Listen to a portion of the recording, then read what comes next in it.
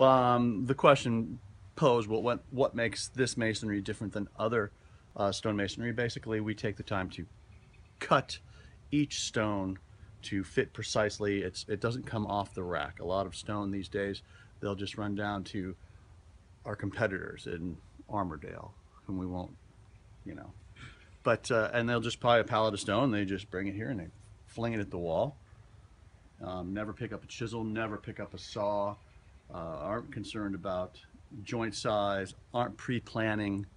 You know, it's the 5 Ps that goes into this quality of stonework. For example, you'll notice the drafted corners. We take the time to cut these corners so they lay up more accurately. It just gives it more of a pop, a better feel. It's an old method. I live out in the post-rock country, and that's where this material comes from.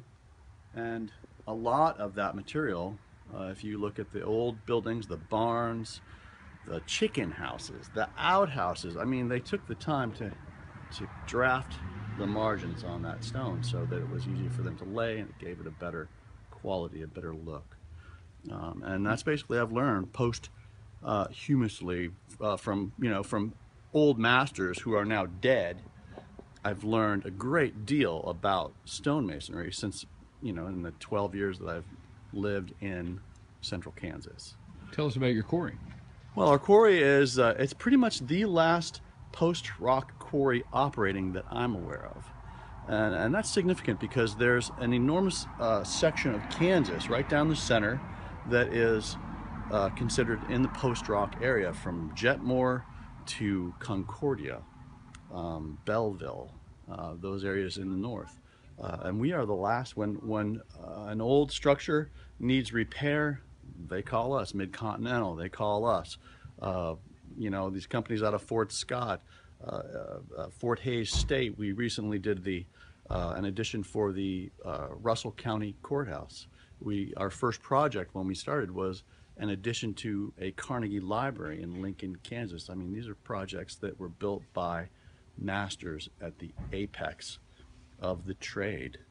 And I think at the turn of the century, after the 1920s, after the Great Depression, the post-rock masonry in general just kind of went the way of the albatross, the dodo, So the stone here was all cut for this job pretty much, right? It was. We're still working on it. We have a sawmill. That's one of the great things about working with our company, is that we're not an off-the-rack, as I was saying before, company.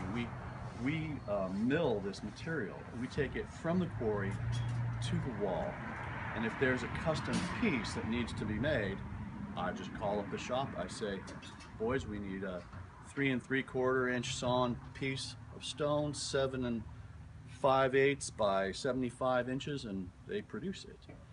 So you get a lot more with our company than you will with just your general stonemason.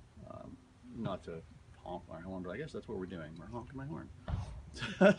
And what's the name of your quarry, and where are you located, John? It is Bluestem Quarry and Stoneworks. We are in Lucas, Kansas, home of the Garden of Eden. And if you want to see some crazy, amazing stonework, you have got to see the Garden of Eden. And we're in Russell County. We're just north of Lake Wilson. The quarry overlooks the lake, and we now operate in what was once the lumber yard downtown in Lucas, Kansas.